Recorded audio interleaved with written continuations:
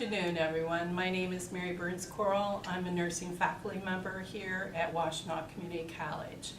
We wanted to kind of give you a little example of what a scenario should be, a simulation scenario should be at Washtenaw Community College.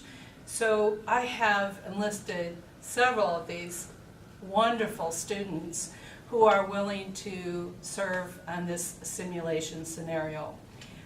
First of all, I'm going to introduce Mary Bottomley, and she is going to be the medication nurse. Then I'm going to introduce Tana Millar, and Tana is going to be the primary nurse. Then I'll explain what their roles are going to be. Then Casey Blackwell is going to be the CNA, and Tora Jones is going to be the ED nurse initially, and then she will play our patient, whose name is Mr. WCC. She's going to play his wife. And then Aliyah Amin is going to be the observer. Now you see all those roles. Well, when you do a simulation scenario at Washtenaw Community College, you'll be involved in one of those roles. You'll have a little background information on your patient in a case study.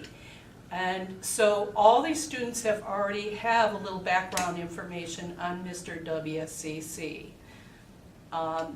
So we'll go ahead and start the program in just a minute. But first of all, I'm going to tell you their roles, specific roles. Primary nurse, if you're assigned that role, will be the one who directs all the activities going on at the bedside.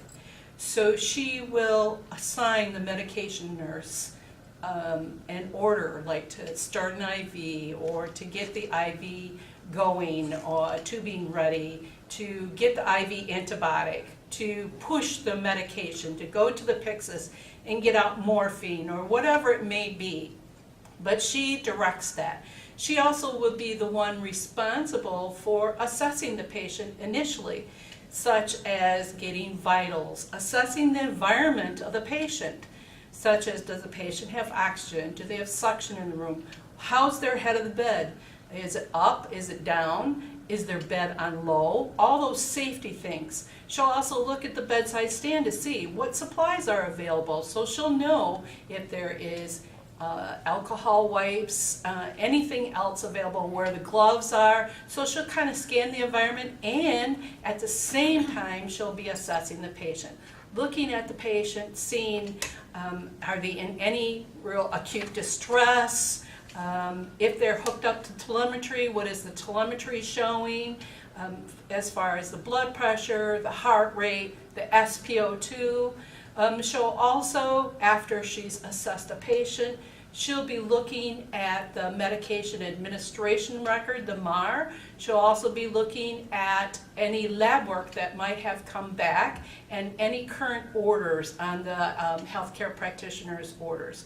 So that's primary nurse. She's kind of responsible for everything and directing everything.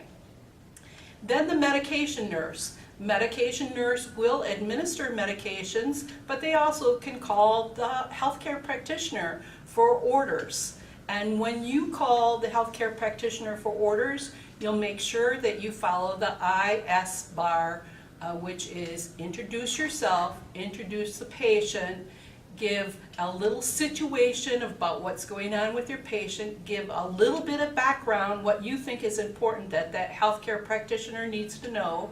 You'll give your analysis of the situation. You'll give your recommendation, which many times they want recommendations for orders, such as medications, such as recheck lab work or specific lab work. And then you're going to, based on what you hear from the healthcare practitioner, you're going to read back that order. So that medication nurse can do that part. They also can start IVs. They can give IV push medications, whatever is necessary. Then the CNA, if you happen to have an extra person, then you can give them a CNA role, and the CNA role is anything that the primary nurse or the medication nurse directs them to do. Now remember, the role of the CNA is to they can record, they can write down, they can assess, they can't assess, they can record vitals, they can record INO, they can record the SpO2, but the assessment is with the RN, the medication nurse or the primary nurse. Okay? Then the ED nurse today, Tora is going to give a report from the ED. So you might have another nurse that might giving a shift report on your patient. So you want to have a piece of paper, a pencil in your hand, or a computer nearby, or your smartphone that you can write on and record that report on the patient. And then Aaliyah is the observer. The observer has a sheet, and you will always have opportunities to do the observation. And on the sheet, she's going to record what's going on in the scenario. And then at the very end, after she's recorded everything, we will do what's called a debrief. And you'll see that today. We'll do a debrief. And the observer starts off. And she starts off, or he, depends on who it is, will start off with the positive things that they saw from the simulation. Then they'll discuss the areas that they feel need to be improved on, such as maybe someone didn't wash their hands after they did something, maybe they didn't put on gloves, maybe they didn't communicate effectively, maybe they didn't use the IS-bar method of receiving orders. This is a learning time. It's not a pick-on time. So anybody within the group on that team can give their input and make recommendations and say positive things about what went on.